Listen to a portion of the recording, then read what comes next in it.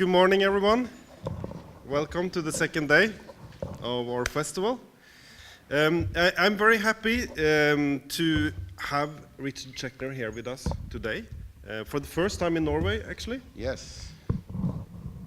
In this country, I think Richard Schechner's name would be more known among scholars and academics than by actors.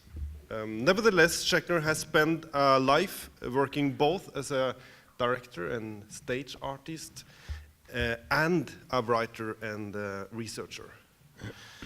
The reason I believe that Norwegian actors are not so informed about your work is that there is still a tendency, or has been a strong tendency, to make a separation between theory and praxis. That's one thing I believe. In your case, it seems almost impossible to talk about the one thing without the other. This is also why we on Friday have a presentation, or you're going to introduce your work in the auditorium, 10 o'clock. We come back to that later. To make a brief introduction of you, I could use a presentation from your own book, Performance Studies, where you write, I quote, that you are, quote, a Jewish Hindu-Buddhist atheist, living in New York, married and a father of 2 children, professor in the Performance Studies Department of New York University, direct plays, write essays and books, lectures and lead workshops, and the director of TDR, Journal of Performance Studies. I also want to add that you finished your PhD in the 60s, and shortly after you became the first director of the Performance Group, later known as the Wooster Group. I would also describe you as one of the most important worldwide in the development of performance studies. And here it's very important to make a clarification, also like language-wise. Because in Norway, for a Norwegian actor, I think especially after they are trained 5-10 years ago, and there might be some here, the term performance refers to an art form, normally executed by non-actors in galleries, like, for instance, Marina Abramovic or Yoko Ono. That's quite often what we refer to here when we say performance. But that would be referred to in America more likely as performance art. So the term performance here means a lot more. In Norway, if you could use the term, we don't have this term performance in the same way, but it would mean something like forestilling, oppføring, framvisning. So anyway, it's important to know that performance studies are getting really hot in Northern Europe at the time. Even literature scientists are talking about performance studies on text. It actually seems to be more performance studies going on outside of the theater environment than inside. So this is also why I'm very happy to drag you back here amongst the theater people and the theater artists. And it seems for me like your books, and there is at least 12 of them, are written in an urge to explore and clarify also what this tendency to be performative is, what it means, why do we have this force in us. And this is why I also hardly can imagine very many other persons on the planet I would like to ask these questions. What is a performance, Richard Schechner? Well, Shakespeare once wrote, "All the world's a stage." And then Irving Goffman, who was an anthropologist of performance, said, all the world's a stage, and the difficult thing is to specify what's not. So the question is not really what is performance, but what isn't performance. To back up before I go into that in some little detail, when my books have been translated into Polish or even Spanish and French, the word performance is used rather than the word representation or theater or any of those Norwegian words. as a kind of neologism in these languages in order to claim a space for a new kind of concept.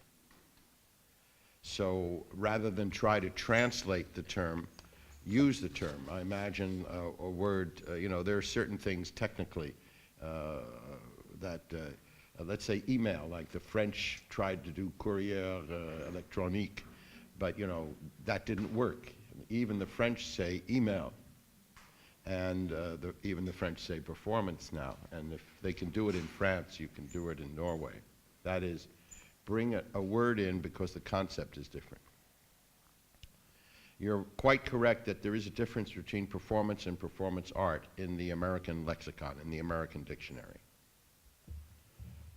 Performance art is exactly what you said it is. It's a tradition that more or less emerges from the confluence of visual artists and certain musicians who went outside of music, particularly Alan Caprow, who studied with John Cage. And certain postmodern dancers such as Merce Cunningham, who was the lifetime partner of Cage. So one can go into this history in some detail.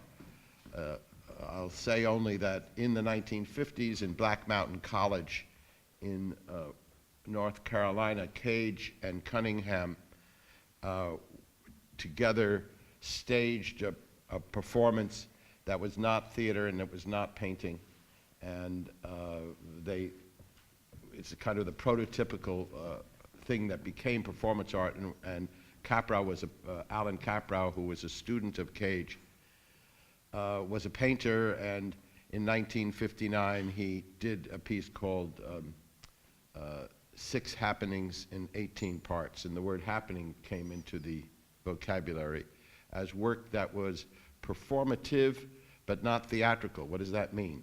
It meant that it did not have a beginning, middle, and end. It did not suit the Aristotelian model or any of the derivatives of the Aristotelian model, such as Ibsen's plays, or even the anti-Aristotelian model, such as Ionesco's anti-theater things, all of which refer to plot and story and character, which are core Aristotelian concepts. So that the European theater from the Renaissance and the American theater derived from it, from the Renaissance forward, is in dialogue with the notion of character, plot, and action. And that character is something performed by actors, and action is something written by playwrights, et cetera, et cetera, et cetera. Whether you're for it or against it, that's on the map. What Cage and Caprow and then the people who succeeded them, including Marina Abramovich not too many years later when she was working with Ulle, and many people in Europe, Yves Klein, the Vienna actionists, and you could trace that back in Europe to the Dadaists and the school of that breaks off from surrealism. They were trying to do a performance that did not really refer to plot, character, or action. Therefore, it didn't need a writer in the ordinary sense. It didn't need an actor to play a character. It didn't have a beginning, middle, and end in the way that drama does. So over the years, I'm giving a history here of 40 or 50 years, this coalesced into what in the United States we call performance art and what in Europe is called performance. So that's a subgenre of what I call performance. Fortunately or unfortunately, I began using the term performance in the 1950s. Before this began, I hope I am older than I look. At any rate, I have a professional career that goes back 50 years or so. And one of the people I was most impacted by was the anthropologist, I think I mentioned this earlier, Irving Goffman. How many of you have heard of Irving Goffman? A smattering. He wrote a book called The Presentation of Self in Everyday Life. He also wrote a book called Interaction Ritual, and he also wrote a book called Frame Analysis. He's very, very fundamental. And he used the term performance first in the sense that I am beginning to use it. And he drew it from not from the world of arts, but from the world of sociology and business and sports.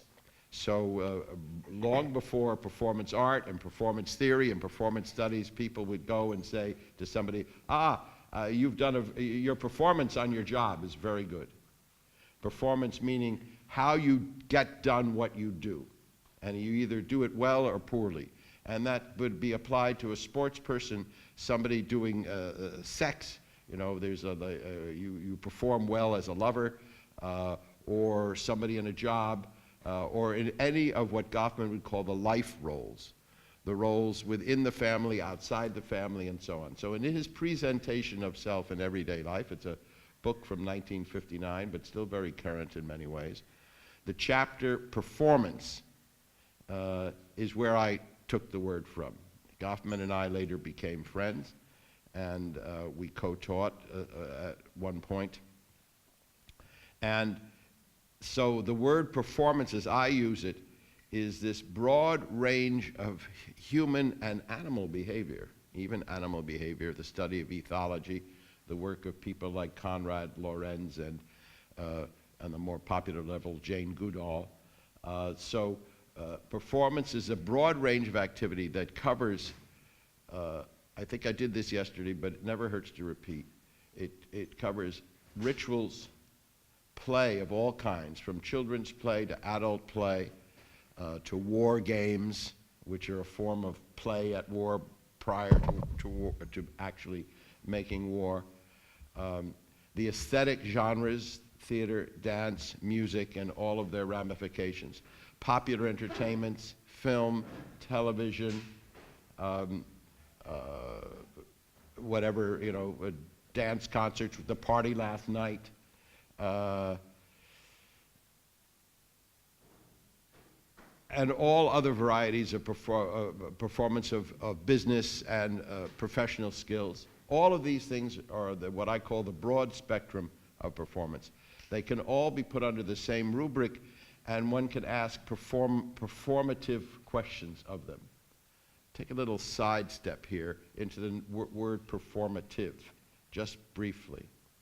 There's a linguist, J.L. Austin, who wrote a book called How to Do Things with Words. And in that book, he was analyzing, from the English perspective, he was English, different grammatical terms. So there's the constative and the substantive, and he introduced the word performative. He meant that as words that actually accomplish something, like a promise. I promise to meet you at noon. That is not describing something. That is an obligation, a contract. I thee wed. So there are certain sentences, he says, that perform something. Now, he was talking in the Goffmanian sense of get something done, rather than in the theatrical sense. So when you get to these theories, they get quite complicated, and they do have a long history. And sometimes I sit back and I open my mouth and my jaw drops when people invent things that were invented a long time ago. And I wish that the humanities and the arts had the same memory as the sciences do. We publish things, the sciences publish. If somebody came and published as something new, E equals mc squared, they would say, hey, Einstein published that 100 years ago, so what are you doing it now? But in the arts, yes, please answer that. Come, answer it, and speak. Let us hear. Please stand.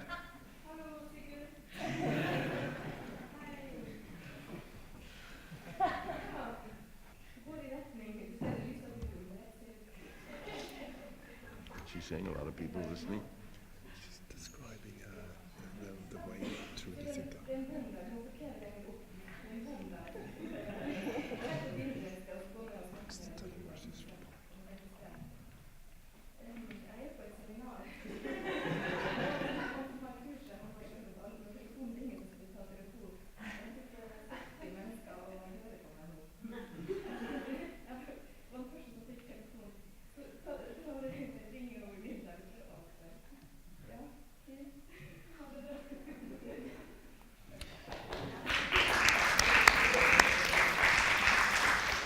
So what happened here now? Yeah, so one kind of performance can intervene into another kind of performance. And at that point, what is your name, please? Eva is existing in two different worlds. She's probably not absolutely comfortable in either at that moment, because the conventions of this room would normally dictate that you put all other things aside. That comes from the church, that comes from the theater, that comes from a lot of things. But if she were at home talking to her family and the phone rang, she'd pick it up, because the conventions of that mode would say, hey, wait on your supper, or wait this, I got something important, I got to tell a friend how to get through the city. But it's a good example of how performances take different shapes. And once Eva stands up and we listen, we applaud at the end, because we recognize in her nice costume, her orange shirt, and the way she handled her dialogue, and so on and so forth. So that performances, to get back to my main theme, take any number of shapes. They are artistic at one level and not at another level. We find nothing unusual about photographs of actual people, and those photographs, because cunningly taken, hang in art galleries, or even earlier of great Tuscan painters painting saints with the faces of the Medici, because the Medici paid for the paintings and wanted their faces to be the Virgin Mary or Saint Sebastian or whoever. In other words, the integration of ordinary life, of patron's life, and art. So I urge you as actors to open your lenses and to see where the opportunities are. To finish, because I know Øystein has many other questions, performance is this broad category that includes the arts, but goes beyond the arts, but that asks of ordinary life art-like questions, performative questions. I was talking about Austin. So you ask of a gathering like this, not simply what are your clothes, what are your costumes? What did I do today special that I didn't do yesterday? Well, I put on a clean pair of pants. I put on one of my as yet unworn shirts. So that on this occasion, I mean, I've worn the shirt before, but I haven't worn it to Europe, and I hadn't worn these before, and a clean pair of socks, and I showered. I prepared myself for being under your gaze. Now, had I been another kind of person, I might have decided to be my just ordinary self. But even if I came in my dirty trousers, I had not changed my underpants, and a shirt that had food stains on it, that would have been a performative choice. Because I would have said, well, I want to show myself as one of these kind of neo-hippie artists. Or I want to identify with the Roma who I see in the park, who are homeless, so I want to bring your consciousness of that into here. They couldn't bathe, so why should I bathe? So I was doing a political identification. Whatever. All of our life choices are also performance choices. To summarize, everything that exists, that's being. Certain things that exist are in the process of doing something. In other words, pretty well in natural and in physical phenomena. The Earth is in the process of rotating in its axis, even as it's going around the sun, and the sun itself, the solar system, is in motion within a particular galaxy. We're on the outer fringe of what we call the Milky Way galaxy, et cetera, et cetera, et cetera. So all of this matter is in action. It's doing something. All right. Some very small part of that doing, we show our doing. What I'm doing now is I'm showing my doing. What I asked Eva to do when she answered her phone is showing her doing. So showing doing is performing. When you decide to show doing, you are performing.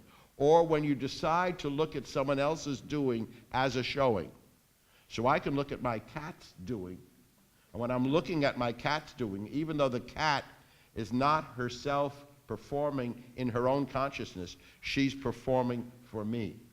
That's how we have all sorts of things. We can say, what a beautiful sunset. Well, the sun is not trying to perform itself, but performance exists can originate not only from the intentions of the doer, but it can also exist from the intentions of the receiver, as it were the audience or the spectator. Either one of them can create a showing of a doing. Studying the showing of a doing, what we're doing right now, speaking about it, theorizing it is performance studies. So I study acting, of course, and I am a director, of course, but I also study other kinds of performing. Yesterday, one of the panelists said, well, I'm not a theorist. That to me is like somebody saying, well, I don't like to use my legs below my knee. It's okay if you're crippled, but why would you want to cripple yourself? I think there's a prejudice that thinks if you theorize, you can't create. Tell it to Leonardo da Vinci. Tell it to Picasso. Tell it to Sophocles. Tell it to thousands of great artists who think about what they do, think about the world, theorize about the world, that is, develop ideas about the world, and also fully express themselves in their art. It is possible to do a mindless art, and it's possible to do an artless theory, but I think the convergence of the two is a very powerful combination. When it comes to theater art, then, how should we try to describe that?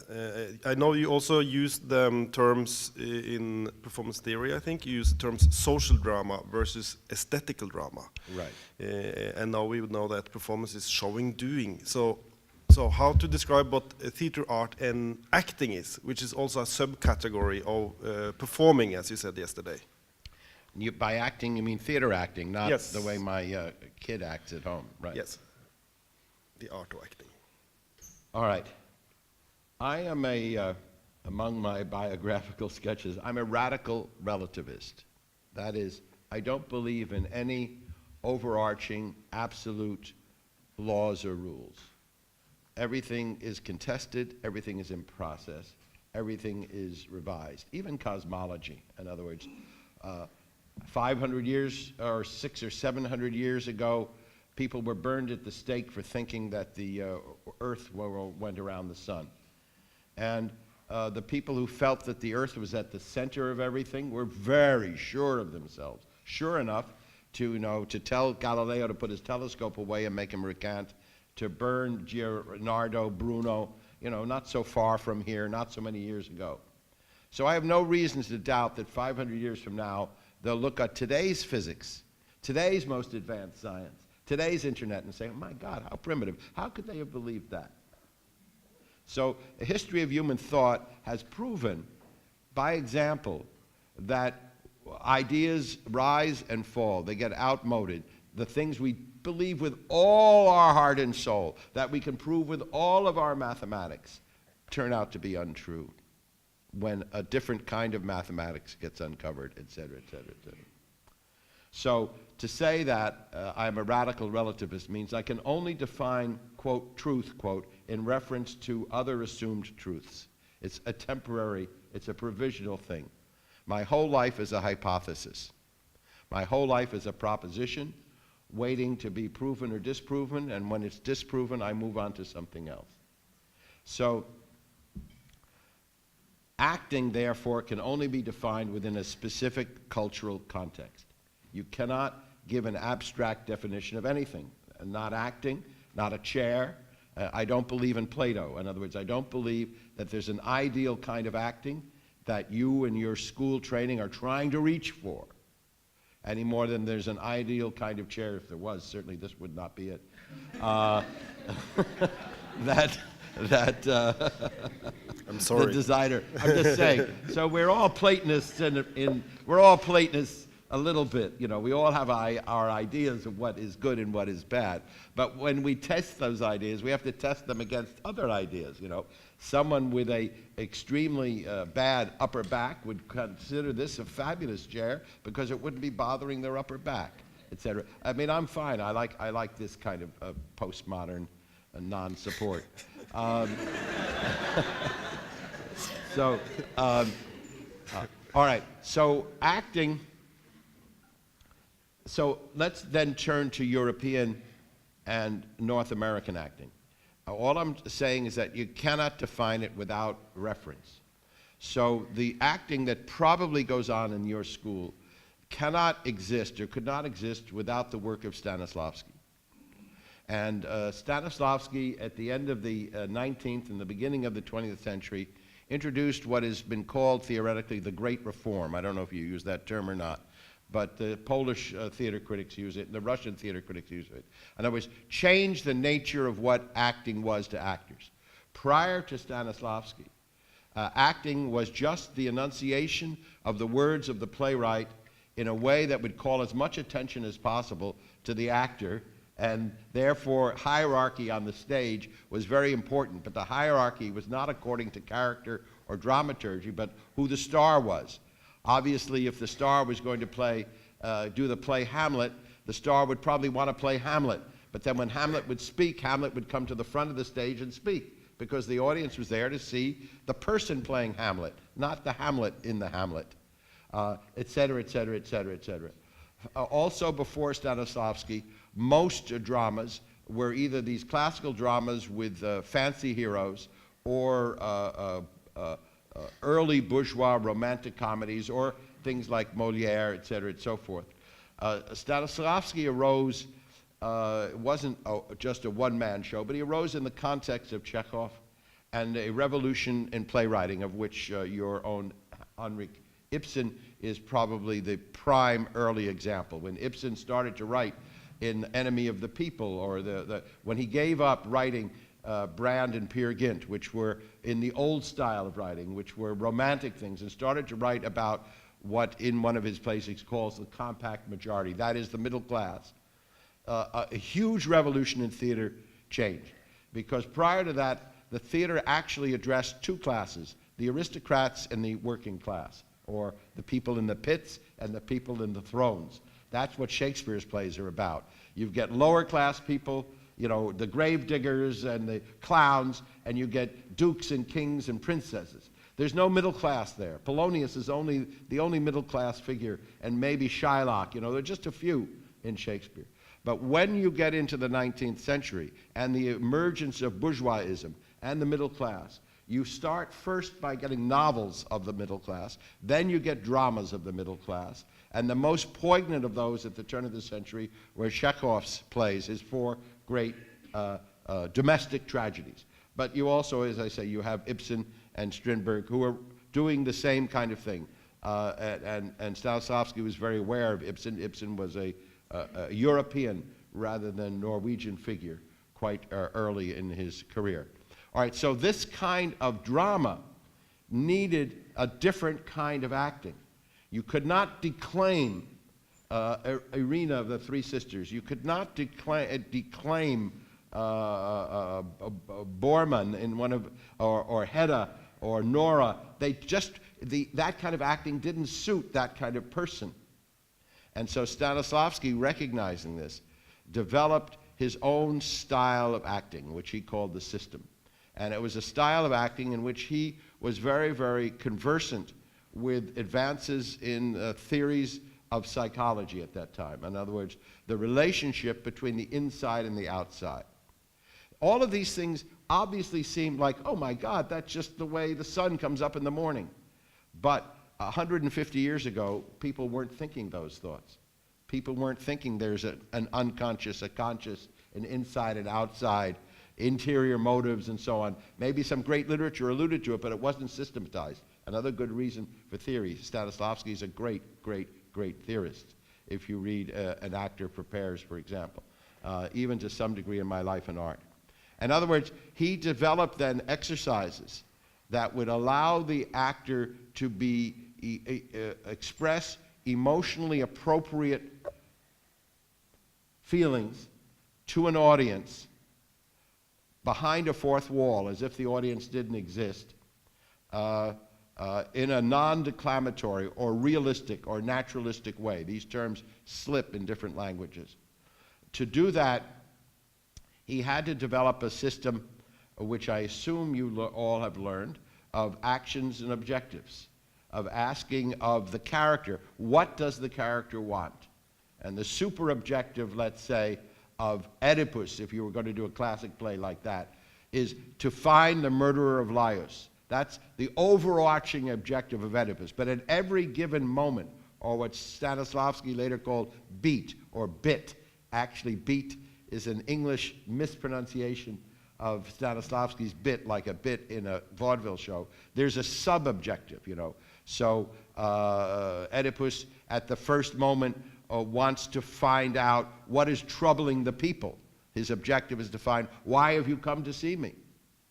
And they say, well, because our cattle are dying and so on. And, well, why? Because we have this unsolved murder, et cetera, et cetera, et cetera. So Stanislavski began to break the life. He shifted the focus from the life of the play to the life of the character. And he treated the character as if the character were a real human being. And he worked in close association with Ribot and other psychologists who were constructing, before Freud actually, or at roughly the same time as Freud was beginning his work, but Freud's work was not so well known, constructing a notion of what constituted the human consciousness, the individual human consciousness. And individualism, in other words, that you are valuable and you are valuable, not as a mass in a crowd, as an ordinary person, as a middle-class person, and then with a playwright like Maxim Gorky in the lower depths, even poor people are individuated. This notion of individualism is very, very closely tied up with the rise of the bourgeoisie, of the idea that each individual has a certain right to, as the French liberty, equality, and fraternity, but that as the American Constitution put it, I think even more strongly, to life, liberty, and the pursuit of happiness. That this was the right of each individual, not of a group, but of each individual. And as individualism, we're passing from that phase. I'm giving you a history lesson. As individualism rose, then the art that was dedicated to the individual. Why is Irina different than Olga, different than Masha in the Three Sisters? They're not just three sisters, they're three different kinds of sisters. They each have their objectives, they each have their goals. So Stanislavski developed a system using Chekhov's plays often to find how to express the feelings of these characters in a systematic way. I have not been in the classes in your school. I would be surprised, however, if you follow Stanislavski, that you didn't follow the language of actions and objectives.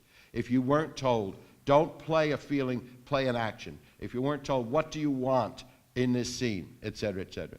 At the same time, Stanislavski began to revolutionize staging. If the theater was about the relations among actual living human beings, that these characters were not abstractions, but they were actual living human beings, then you reach out in two directions. You reach out towards the classics and you say, what kind of human being is Hamlet? Not just what are his beautiful lines. And you find out that, Richard Burton's Hamlet is very different than John Gielgud's Hamlet, is very different than whoever plays Hamlet here, because Hamlet begins then to take on the characteristics of a particular individual human being, which means the particular character and identity of the actor playing, so that the Stanislavski system allows for a conjunction between your own personal private feelings and the feelings of the character, and you try to find meeting places between them in that system to make the character live, to have the character be you under, this is a quiz, what would Stanislavski say? Given circumstances. The specific given circumstances of the character. Again, I don't know in Norwegian how that phrase is translated, but you must have something very similar to it, because it's a core phrase, actions, objectives, given circumstances. In this, he then began to ask for ordinary behavior on stage. So this was a great challenge, because most of the time, the theater before that, the behavior was highly theatrical. And we still have a lot of that going on, of course, not only on our stages, but in non-European stages, what we call codified behavior. If you go to watch a kabuki drama, you're not seeing something happening in somebody's living room. And the costumes are extraordinary and outlandish. The gestures, the miés are, fabulous, because naturalism came and fell in a certain way. But naturalism was what Stanislavski was working with. All right. I'll take the whole day to answer this one preliminary question. I'm going to stop here, but to say that the Stanislavski system was imported to the United States in the 1920s first, and then in the 1930s secondly. First, because the Moscow Art Theater brought these great productions of Chekhov to New York. Some of them stayed in the United States because they were not supporters of the Russian Revolution, of the Bolshevik Revolution, and particularly a man named Richard Boleslavsky. And he went to Hollywood and became one of the most influential Hollywood acting coaches. His book is called The First Six Lessons. And if you look at Marlon Brando or any Paul Newman or earlier Humphrey Bogart, the great actors of the 30s, you'll see the influence of Boleslavsky, you'll see the influence of Stanislavski on that kind of acting in Hollywood. The second great phase was the group theater phase. That's Harold Klerman and Elia Kazan and those people who studied, who sent representatives to meet Stanislavski in the 1930s and brought back some of his more recent work at that point. And the second thing, I could go on a long time about that, but won't. The second thing is to recognize that one of Stanislavski's best students also became his greatest adversary, and at the end, Stanislavski protected him, was Vsevolod Meyerhold. Meyerhold, from my point of view, is the most important of the Russians, more important than Stanislavski. Stanislavski is John the Baptist, and Meyerhold is Jesus. You know, you couldn't have Meyerhold without Stanislavski. But when Meyerhold introduces into acting and into directing is without peer. So Meyerhold introduces the notion of biomechanics, not that particular system, but the actor's body as instrument, rather than just as something that takes on the real life of a character. Stanislavski had the fourth wall, and he had lots of experiments to enforce the fourth wall. One of his most famous was the night of an opening of the student production on the stage in the Moscow Art Theater. While the actors in the dressing room, Stanislavski came on stage and rearranged the furniture. So when the curtain went up, none of their blocking made any sense, because the furniture had been completely changed. The wall that they thought was the back was the front, etc. So the actors had to play their objectives. They couldn't play their prior staging. Of course, they were terrified, but they did it. Stanislavski writes about how this made them relate to each other, which is what he wanted them to do. Meyerhold was very influenced by advances in the fine arts, in constructivism and biomechanics, and the actor as instrument. And a lot of Meyerhold came to Poland to a man named Osterwa, who was the teacher of Grotowski. That's a whole other thing. You know, when I get invited back to give 9 lectures on the history of acting, I will be glad to go into it in more detail. Thank you.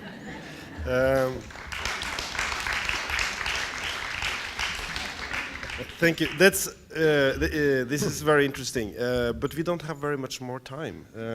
So I'm just gonna. I could have prepared something. Then you would have been out of time. Yeah, I'm gonna skip most of my questions. Oh no! Why don't you read them? I'll try to answer them all in one sentence. You did answer some of them. I can do yes, no.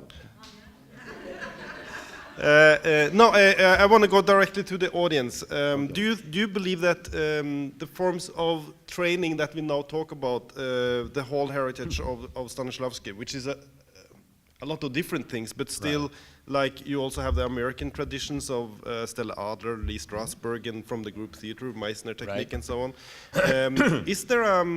Is there a perspective or idea or ideology connected to the audience in this training, which we are more or less not aware about? Well, they reject the audience, so I think that's bad training for the audience, because they assume a fourth wall reality. They assume that the audience just comes to look at what's happening.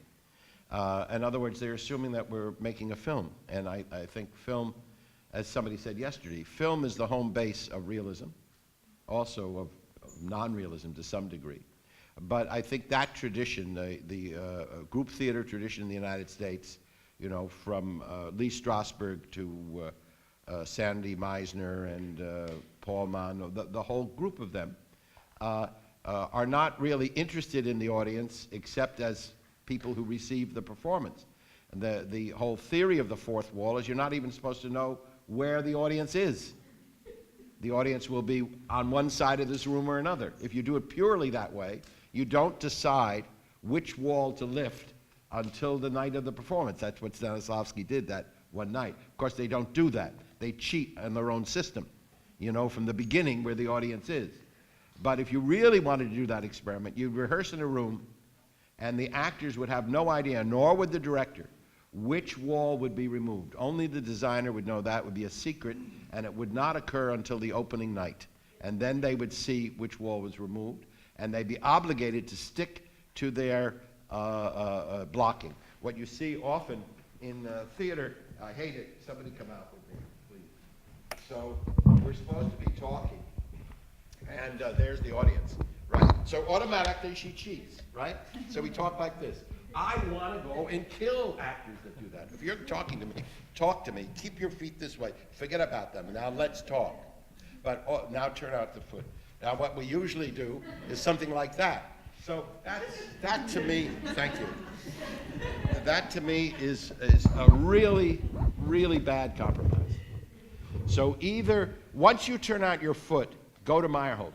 How can you physicalize? How can you find the psychological gesture, Michael Chekhov? How can you make it big and really deal with the audience?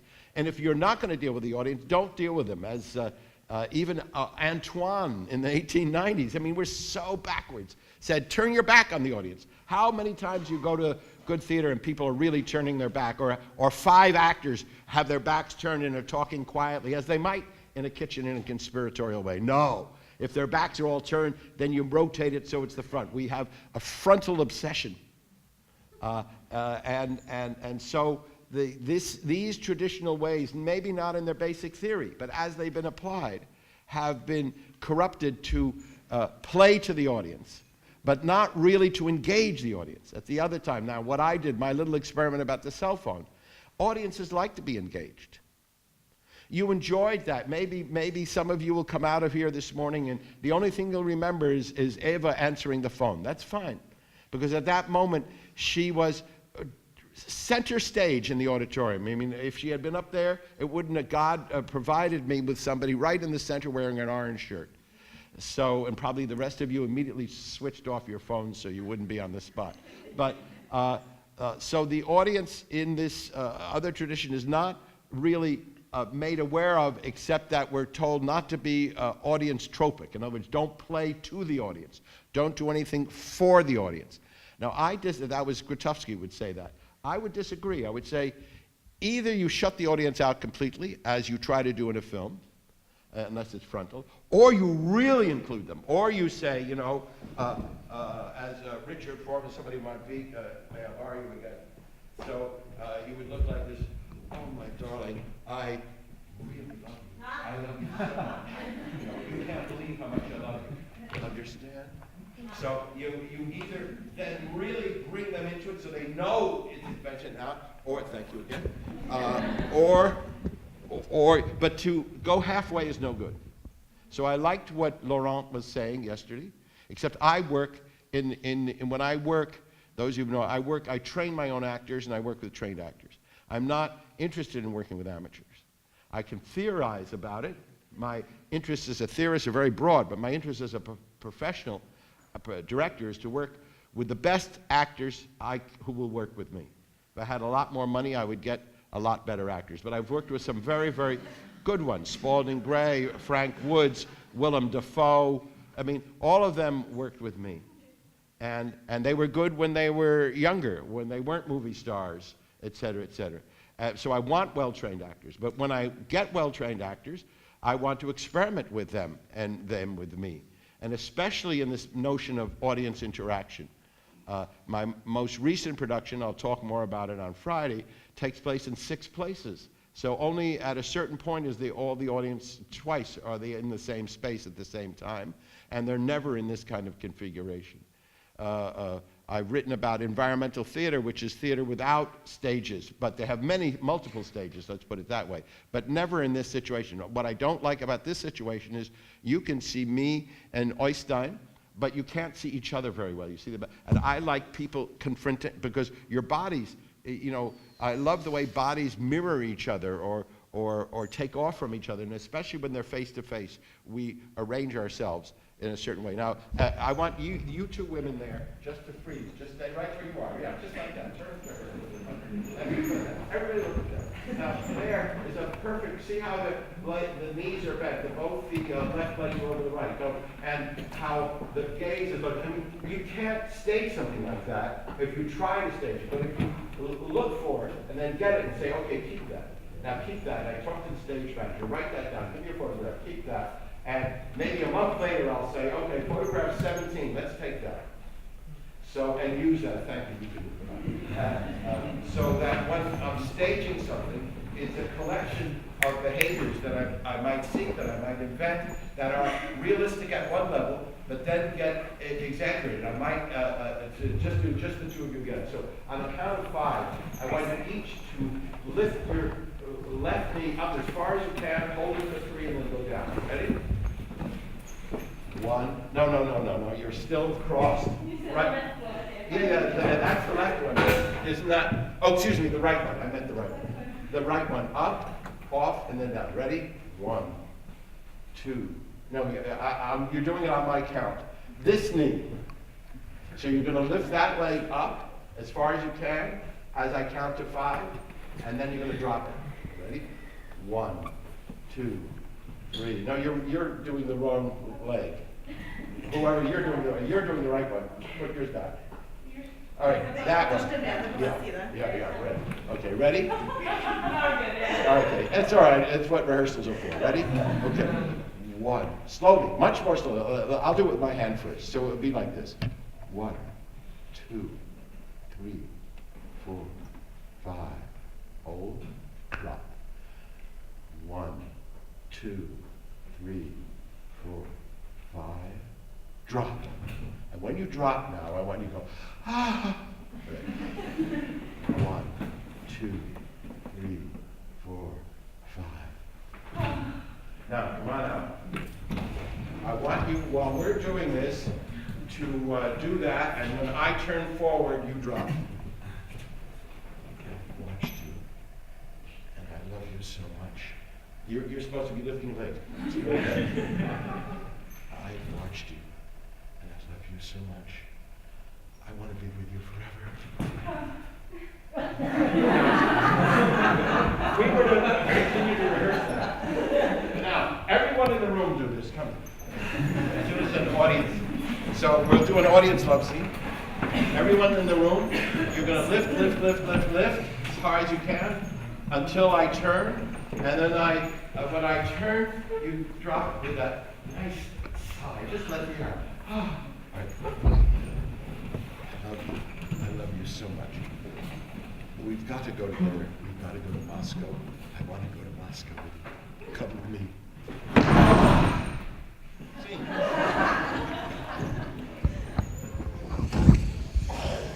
So there are many ways that would be a good scene. So when the audience comes in that night for that, there's a little bit of Three Sisters, of the marriage between Andre and Irina, not Irina, you know, the bad one, Natasha. At that point, the audience would have, somebody would come out and give the audience the instruction. You just break the performance, give them the instruction. Didn't take very long. And then at the end, they do that curtain. It would really be nice. And you have 3 or 4 of those in the play, you see. So that's one way of building the audience into it. If you break the convention that this is a real world, it's not a real world. It's a formed artistic world, which can have real expressions, which can have I love you, etc., etc., etc. Done, quote, sincerely. What does sincere mean? Sincere means that you believe it. And that for the moment I say it, I believe it. But nothing outside that moment. In other words, if we try to perform emotions that carry on and carry over, we get in lots of trouble in the theater. If we try to do emotions the way Jackson Pollock does painting, this piece of paint, there now, that's it, done, finished, we can get intense emotions. So that's a different kind of actor training. Thank you. We are a little bit on overtime, so I think we move the questions to the second. Should we move it to your round, or should we take some now? Okay, so we open up for some questions from the audience. Are we going to have your round? I got to have the bad cop. Yeah. We're gonna have a break first, okay? Oh, okay. Do we have some questions from the audience? No? Yes, we have one here. And it would be nice if you try to ask questions that is possible to answer, not in very long. A short question, or? No, That's in the beginning, it was said that the term performative is very hot, and I think it's maybe it has been hot for several times, and last times in the 90s maybe, and I know it especially from Germany, and where you have Erika Fischer-Lichte and Hans-Thies Lehmann, and I know they are very interested in you. Could you say what you think about them?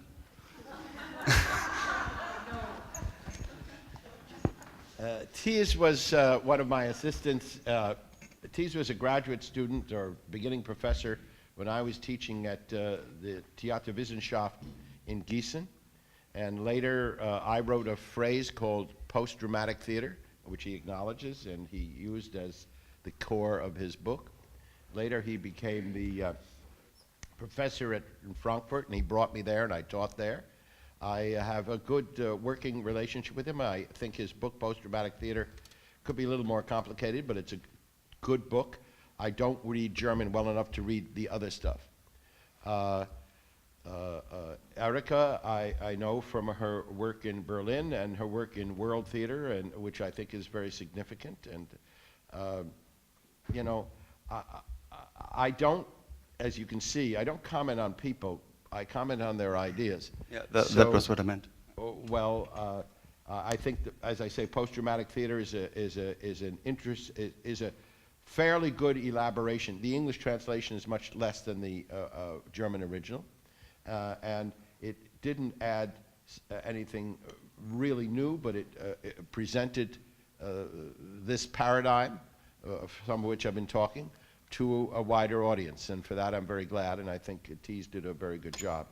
Erika's work, I'm less familiar with her scholarly work. I'm more familiar with her attempts to bring into the European sphere of things, particularly Asian and to some degree African performance consciousness, and I think that's all to the good. Anyone else? What about Brecht? I like him. I did a production of Mother Courage that the Berlin Ensemble people said was the only one which would be allowed to come to Berlin because they had stopped others that after Weigel. And Stefan Brecht wrote me a letter. Stefan is Bertolt's son, one of the proudest letters I've ever gotten, saying, aside from my father's own production and Giorgio Strehler's production, your production is the best of that play. I did it without a wagon. So, and the reason I did it without a wagon is that I felt that as long as you used a wagon, you would be enslaved to the model books and to the older productions. So I am a kind of classic, and that they, Brechtians themselves, liked it without a wagon. I did it, I made my whole theater a kind of wagon, and I used ropes and pulleys. On Friday I'll show some pictures of it. I think what Brecht did in two fields were very important. In elaborating on the Russian notion of alienation, what Brecht called Verfremdung effect, the alienation effect, or is insisting that the character and the actor had two separate lives, that occasionally, sometimes they would conjoin and sometimes they would be separate. And in that point of separation, the actor could actually comment on the character, opened the way, both theoretically and practically, for an enormous amount of very interesting experimentation in theater. At one level, it opened the door to Augusto Boal and Theater of the Oppressed. We have some examples, you know, you're doing a workshop in it. But Boal took the Brechtian idea of the commenting and said, okay, if we have a performance of everyday life done by the people who would then arrange in forum theater to comment on it and so on. So Boal would not have been possible except for Paulo Freire and Pedagogy of the Oppressed and Bertolt Brecht. So for that, in and of itself, and you'll comment more on that in your time, that's very important. The second thing that Brecht opened to view was the reintroduction of stylized rather than just slavish realistic acting. He took some ideas that he had learned from Meyerholt, I believe, some that he took from Chinese acting, of course, and he made a highly stylized theater. That he chose to house his theater in the Schiffer, I can't pronounce it, but in the theater in East Berlin where Threepenny Opera premiered in 1928, but an old-fashioned kind of 19th century theater house, I think was a profound mistake. He was getting soft in his old age because it put him back into the bourgeois theater environment that he had rejected. Much better had he found another space or made his own space. I think his writings are still very instructive. The organum, the short organum, the note on Chinese acting, street scene.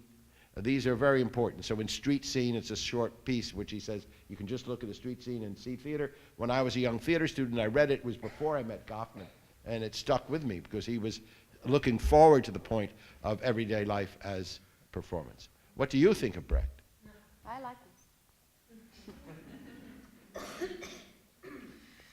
Okay, thank you very much, Richard. Thank you. See you back here in 10 minutes. Good.